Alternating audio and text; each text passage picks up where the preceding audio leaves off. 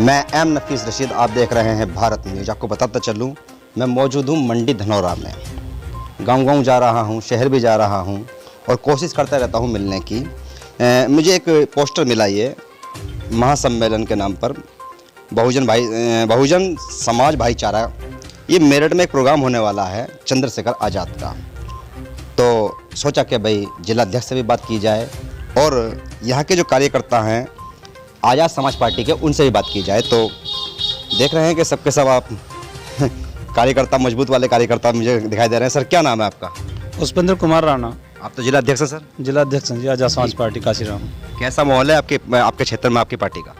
Party का नई party हमारी, और धीरे धीरे जहाँ जहाँ हम प्रोग्राम करते हैं, जिस गांव में, जिस शहर में, जिस मोहल्ले में जाकर अपनी पार्टी के लोगों के लिए जागरूक करते हैं और जहाँ जोड़ कर आते हैं, मजबूती के साथ हमारे साथी जुड़ते हैं। मेरठ पहुँच रहे हैं चंद्रशेखर आज़ाद जी, आपने पर्चे बांट दिए सब में? पहुँच रहे हैं जी, हाँ सब में पर्चे बांट चुके हैं जी हाँ। कितनी बड़ा जनसमूह लेके जाएंगे यहाँ से? हमारी अमरोहा जनपद से 15 बसें जा रही हैं, लगभग जो 30 या 35 गाड़ियाँ जा रही हैं छोटी। तो मेरठ में जगह छोड़ोगे नहीं छोड़ोगे? नहीं, हमारा जो उद्देश्य है, हम बहुजनों की लड़ाई लड़ रहे हैं। अच्छा। जो देश के अंदर 85% आबादी है, हाँ। उस आबादी के हक की, सम्मान की लड़ाई लड़ रहे हैं, उनके अधिकारों की लड़ाई लड़ रहे हैं। तो इसके लिए हमें जो है जागरूक भी होना पड़ेगा, इकट्ठा भी होना पड़ेगा। ये हमारे नेता का जो महापुरुषों का आंदोलन है वो आगे बढ़ाने का कार्य कर रहे हैं, हम उनका पूर्ण रूप से सहयोग कर रहे हैं। ठीक ठीक जी जी। थोड़ी सी और भी बात करेंगे आपसे। क्या नाम है सर आपका? प्रशांत अम्बेडकर। प्रशांत अम्बेडकर जी। प्रशांत जी, थोड़ा सा जानना चाहता हूँ कि क्षेत्र से लेकर और मेरठ तक की जो आप की बात सुनी होगी आपने, मेरे आपके साथ ही खड़े हैं अध्यक्ष जी, इसको लेकर क्या तैयारियां हैं आपकी? देखिए, मेरा मानना तो ये है कि बदन में जितना खून है सब तेरी अमानत है, जहाँ जहाँ चाहे वसूल कर लेना और शरीर से उफ तक की आवाज़ नहीं निकलेगी। तो मेरे बदन में जितना भी खून है वो बहुजन समाज के लिए है। जहाँ जहाँ बहुजन समाज का पसीना गिरेगा, प्रशांत अम्बेडकर का वहाँ खून गिराने का काम करेगा। और जितनी कोशिश हम लोग कर सकते हैं उतनी कोशिश हम लोगों की जारी है, निरंतर जारी है। सुबह शाम हम लोग कोशिशों में लगे हुए हैं कि 17 तारीख को होने वाली इस बहुजन समाज की बड़े भाई राष्ट्रीय अध्यक्ष आज़ाद समाज पार्टी एडवोकेट चंद्रशेखर आज़ाद जी की महासम्मेलन को सफल बनाने के लिए आने वाली 17 तारीख को आप देखेंगे मेरठ नीले, पूरी तरीके से मेरठ की सड़कें नीली होंगी और जन सैलाब उभरेगा। मैंने एक बार मायावती जी की रैली भी कवर की थी और दिल्ली में की थी। उसके अंदर रैली तो बड़ी ज़बरदस्त थी और बड़ी शांति के साथ वो रैली सिमट गई थी। दिल्ली वाले तारीफ कर रहे थे कि आए गए पता नहीं पड़ा। रैली का और सम्मेलनों का आप जानते होंगे कि किस तरह उधम कटता है, तो क्या इस चीज़ पर व्यवस्था बना के रखेंगे आप लोग भी? देखिए, सबसे पहली बात तो ये है, हमारे पास खुद की वॉलंटियर्स हैं। जहाँ भी अभी पीछे बुलंदशहर के दौरान, बुलंदशहर में नवंबर में चुनाव के दौरान बड़े भाई एडवोकेट चंद्रशेखर आज़ाद जी की वहाँ रैली हुई थी। उसके अलावा भी अभी हाल ही में कल औरैया में रैली हुई है, जो जनपद औरैया की धरती को पूरी तरीके से नीला करने का काम वहाँ एडवोकेट चंद्रशेखर आज़ाद जी ने किया है। वहाँ कोई भी ऐसी परेशानी का सामना किसी भी भीम आर्मी या आज़ाद समाज पार्टी के कार्यकर्ता को या आम जनमानस को वहाँ ऐसा कोई भी किसी भी परेशानी का सामना करना नहीं पड़ा है। वहाँ पे भीम आर्मी के आज़ाद समाज पार्टी के वॉलंटियर्स थे जिन्होंने पूरी व्यवस्थाओं को संभालने का काम किया। और मुझे पूर्ण विश्वास है इस बात को लेकर के कि 17 तारीख को जो आज़ाद समाज पार्टी के राष्ट्रीय अध्यक्ष बड़े भाई एडवोकेट चंद्रशेखर आज़ाद जी की मेरठ में जनसभा होने जा रही है, इसमें वॉलंटियर्स अपनी पूरी जिम्मेदारी को निभाते हुए वहाँ का पूरा वातावरण बनाने का काम करेंगे। मुझे ऐसा पूर्ण विश्वास है। यानी कि बहन जी को नीला कुछ नहीं करने देंगे क्या? देखिए, वो बुआ जी है, मैं उनके बारे में कुछ नहीं कहूँगा। अच्छा। मैं यही कहूँगा आज़ाद जी ने मना किया क्या बोलने से? नहीं, वो सम्मानित है, मैं उनके बारे में कुछ नहीं कहूँगा। अब हाँ, ये कहूँगा, ये जरूर कहना चाहूँगा कि जब बाप बूढ़ा हो जाता है तो वो अपने बेटे से जरूर कह देता है कि बेटा अब तू घर संभाल ले। तो मुझे लगता है कि वो उन्हें करने की आवश्यकता है कि अब वो बूढ़ी हो गई हैं, वो कहें, बड़े भाई एडवोकेट चंद्रशेखर आज़ाद जी को बुलाएं कि बहुजन समाज की बागडोर अपने हाथ में लो और समाज को बनाने का काम करें। मैं जरूर कहना चाहूँगा। ये राजनीति है, यहाँ ऐसा नहीं होता है। थोड़ी सी और भी बात कर लेते हैं। क्या नाम है सर आपका? दीप सागर। दीप सागर, क्या करते हैं आप? मैं अकाउंटेंट हूँ दिल्ली में। अच्छा। जी सर। क्या बदलाव देख रहे हैं बहन जी के दौर में और अब में? बदलाव तो है, मामला बहुजन से ही जुड़ा हुआ चल रहा है ये? बहुजन से ही जुड़ा हुआ है सर। एक्चुअली क्या है, बहन जी हमारी सर्वोपरि हैं। अच्छा। हाँ, बहन जी से ही हमने राजनीति सीखी है, वहाँ से ही हम सीख कर आए हैं। पर बहन जी को सरका रहे हो? नहीं, बहन जी को नहीं सरका रहे हैं। बहन जी इस समय थोड़ा डाउन है। अच्छा। एक्चुअली क्या है, बहन जी पब्लिक में नहीं आना चाह रही। मेरा संदेश मैं बहन जी की तरफ को देना चाह रहा हूँ, इस संदेश से कि बहन जी आप अपने समाज में आइए।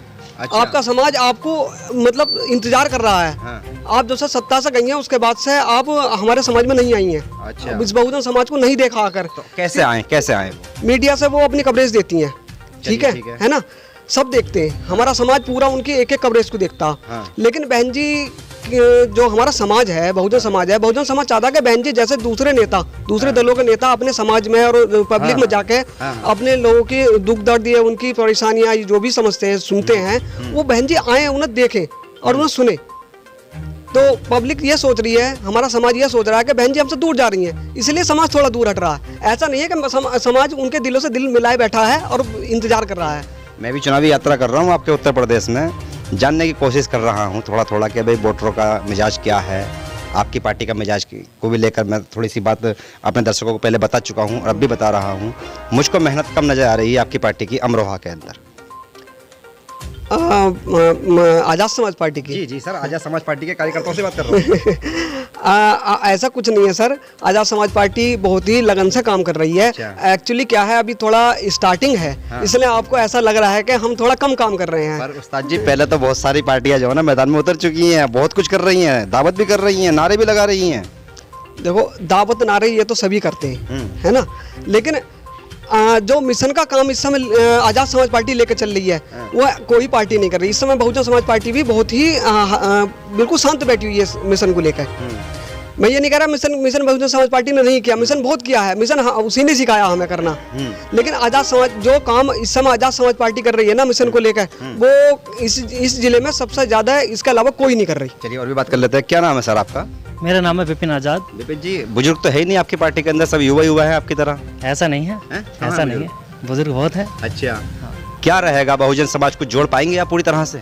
हाँ क्यों नहीं, हमारा जिस तरह ज़मीनी स्तर से हमारा कार्य चल रहा है और हम गांव-गांव जा कर के डोर टू डोर जा कर के हम जो है मेहनत कर रहे हैं, लोगों को जागरूक कर रहे हैं। सर 82% की बात होती है, मैं भी गांव-गांव जा रहा हूं, मुझसे तो मुँह छुपा के बात करेंगे नहीं लोग, पर बहुजन की अगर बात करता हूं तो आज भी बहुत ज़्यादा भेदभाव हो रहा है क्षेत्र के अंदर। हाँ वो अभी बरकरार रहेगा क्योंकि अभी हमारी पार्टी अभी स्टार्टिंग में है, शुरुआत है पार्टी की। पर भीम आर्मी तो शुरुआत में नहीं है, भीम आर्मी तो खूब दबंग है। वो संगठन है, वो अच्छा। काम कर रहा है, वो पहले से काम कर रहा है। अगर वहाँ पर जाकर के आप पार्टी और संगठन के अलग अलग पूछेंगे दोनों चीज़ों को तो आपको इसमें अंतर दिखेगा कि पार्टी को बने अभी 1 साल हुआ है और संगठन पिछले 5 साल से काम कर रहा है। अच्छा। तो मेरा मानना ये है कि बहुत जल्दी विस्तार होगा। और जिस तरह भाई चंद्रशेखर आज़ाद मेहनत कर रहे हैं और उनके कार्यकर्ता मेहनत कर रहे हैं और 2022 में हम कोशिश करेंगे कि मेरठ से किसी आदेश की उम्मीद कर रहे हैं आप? हाँ क्यों नहीं, मेरठ में होने वाला जो है महासम्मेलन अभी जो 17 तारीख में है, पहले तो मैं सभी को जितने भी हमारे दर्शक हैं और जितने बहुजन समाज के लोग हैं मैं सभी से निवेदन करूँगा कि उस महारैली में आए, शामिल हों और भाई के विचारों को सुने। और बात रही कि किस तरह की हमारी महासम्मेलन रहेगा तो उसको देखते हुए मैं आपको बता दूं कि ये बहुत बड़ा सम्मेलन होने वाला है।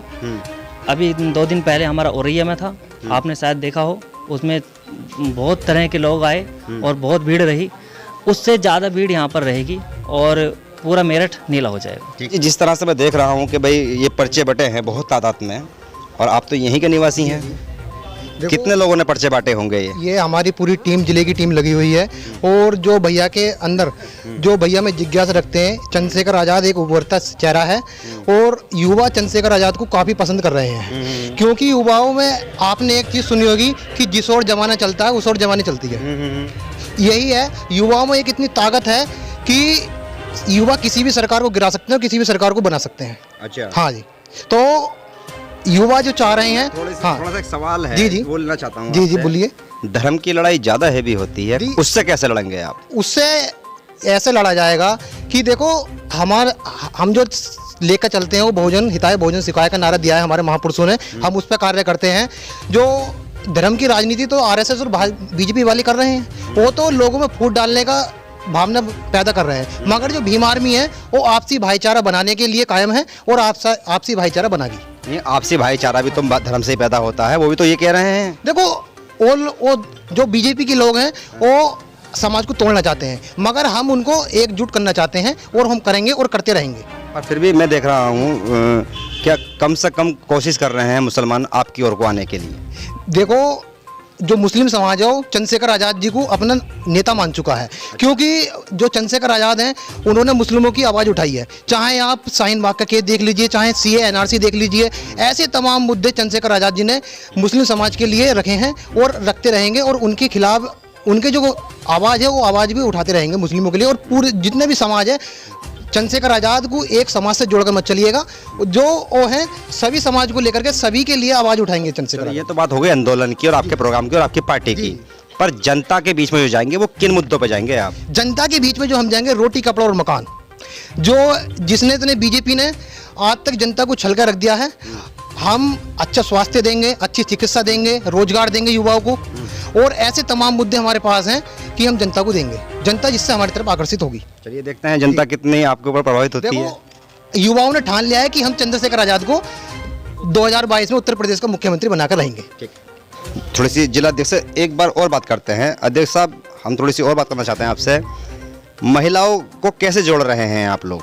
हमारे महिला विंग है बनी हुई, और हमारा जो है महिला सुरक्षा हमारी भीम आर्मी जो लेकर आई है, जो हमारे भारत के अंदर एक क्रांति पैदा हुई है कि महिलाओं पर अत्याचार के खिलाफ भीम आर्मी ने एक उम्मीद, एक आस ऐसी जगाई है महिलाओं के अंदर, जो वो 100 नंबर को फ़ोन नहीं करने के बाद भीम आर्मी को फ़ोन करते हैं कि अन्याय अत्याचार होता है। तो महिलाओं के लिए तो भीम आर्मी के द्वारा से जो है हम महिला मोर्चा तैयार किया है, और वो हमारा तेज़ी से महिलाएं हमारे साथ जुड़ रही हैं। आंदोलन के अलावा भी एक जागृति अभियान चलना चाहिए पार्टी की ओर से, वो नहीं चला है, तो क्या ये आंदोलन नहीं, जागृति अभियान नहीं चलाना चाहिए आपको?